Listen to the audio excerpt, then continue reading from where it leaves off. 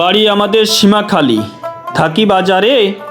সন্ধ্যা হলেই চিত্রা নদী ব্রিজ পার হয়ে চলে যাই ভবানীপুরে। সেখানে একটি ভাইয়ের মুড়ির দোকান আছে। এখানে মুড়ি খাই আমরা সন্ধ্যা হলেই।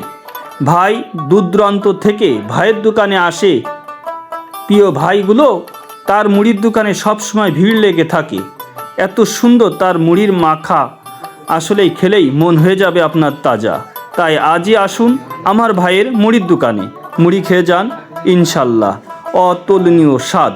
ভাই বহুত রকম মশলা দিয়ে এই মুড়ি মাখায়। দূর দূরান্ত থেকে মানুষ আসে আমার ভাইয়ের দোকানে মুড়ি খেতে। তাই আমিও গিয়েছিলাম সীমাখালী বাজার থেকে, কারণ শুনেছি ভাইয়ের হাতের মুড়ির স্বাদ অতুলনীয়। তাই তো আর বলতে চাই না কথা, তাই তো চলে আসলাম ভাইয়ের মুড়ির দোকানে মুড়ি খেতে।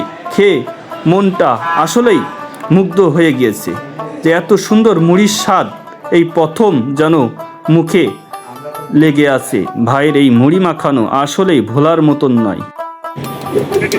বিখ্যাত মুড়ি খেতে আসলাম ভবানীপুর তেলের পাম্পে। খুব সুন্দর স্বাদ হয়েছে।